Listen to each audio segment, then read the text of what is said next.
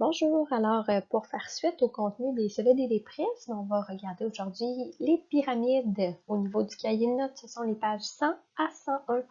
Donc je vous invite à sortir ça et on va aller voir le tout ensemble. Alors, les pyramides, on en a glissé un petit mot là quand on parlait de la page 85 du cahier de notes.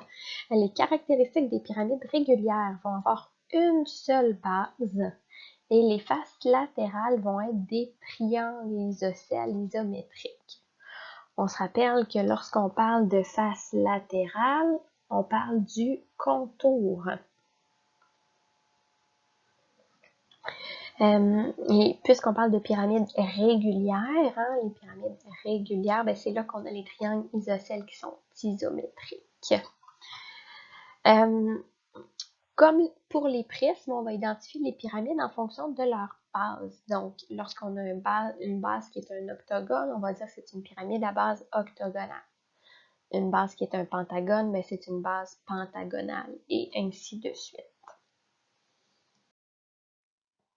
Par la suite, on a les pyramides qu'on appelle non régulières, un peu comme les prismes non réguliers.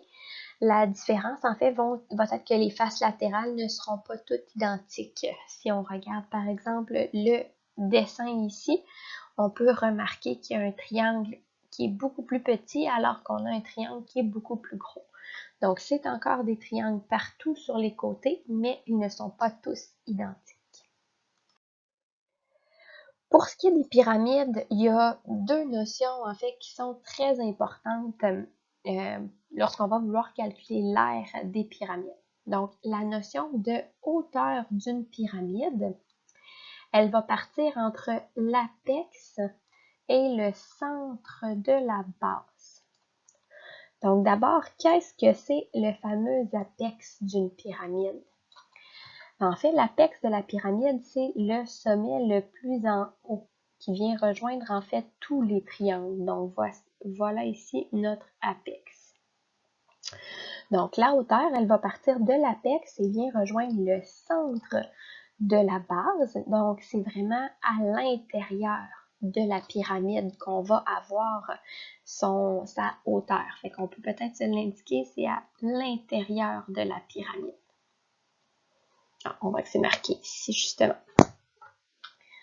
Autre notion qui est super importante dans les pyramides, c'est la notion d'apothème d'une pyramide.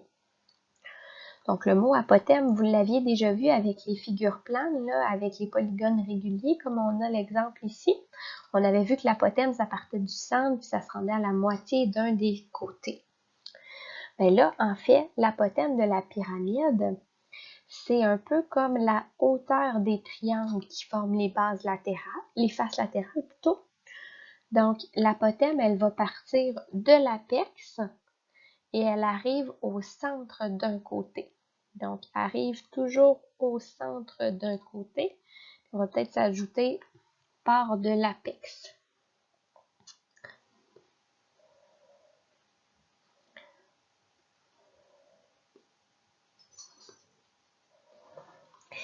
Et là, si on a quelque chose qu'on doit vraiment faire attention, fait que je vais venir le surligner en rouge pour que ce soit super clair.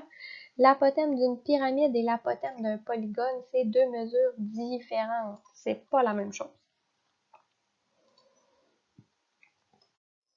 Ensuite, si on regarde au niveau de la page 101, on a la formule pour calculer l'aire latérale et l'aire totale d'une pyramide.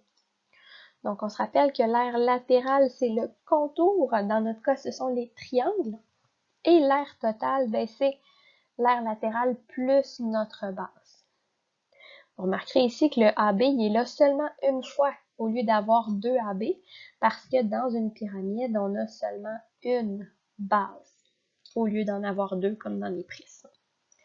Donc, formules qui vont vous être très utiles lorsqu'on va vous demander d'aller calculer l'aire des pyramides. On va justement faire l'exemple dans le bas de la page 101.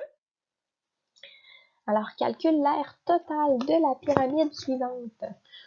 Donc, on veut l'aire totale. On va aller écrire la formule d'aire totale qui est la suivante. Aire de la base plus aire latérale.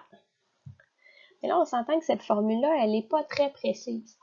Comme je vous avais dit pour les prismes, j'aime bien personnaliser les formules. Donc, aller écrire c'est comment je vais calculer l'aire de la base et aller écrire comment je vais calculer l'aire latérale.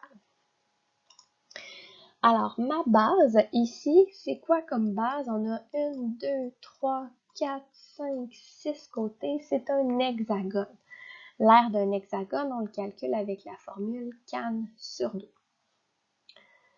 Pour ce qui est de l'aire latérale, ben, si je regarde la formule qu'on a à la page 101, c'est périmètre de la base fois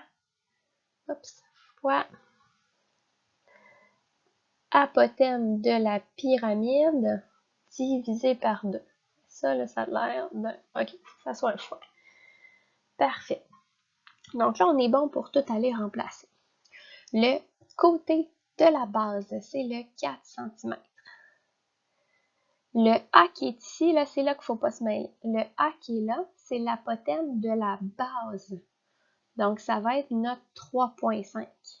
Oups, quand je mets ça, ça l'efface, ça le cache. Donc, c'est le 3.5.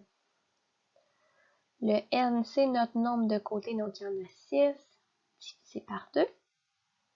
Plus périmètre de la base. Ben là, ma base, c'est un hexagone, donc 6 côtés fois la mesure du côté, qui est de 4, fois l'apothème de la pyramide. Donc là, c'est autre chose que l'apothème de la base. L'apothème de la pyramide, elle est ici.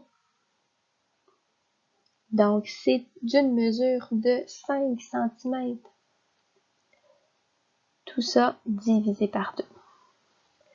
Donc là, on est bon pour calculer. Encore une fois, j'aime bien calculer tous les motons qui sont en multiplication-division ensemble. Donc ici, on devrait arriver à 42. De l'autre côté, 6 fois 4 fois 5 divisé par 2, on devrait arriver à 60. Et lorsqu'on additionne le tout, on arrive à 102 cm². Donc voilà comment faire une pyramide.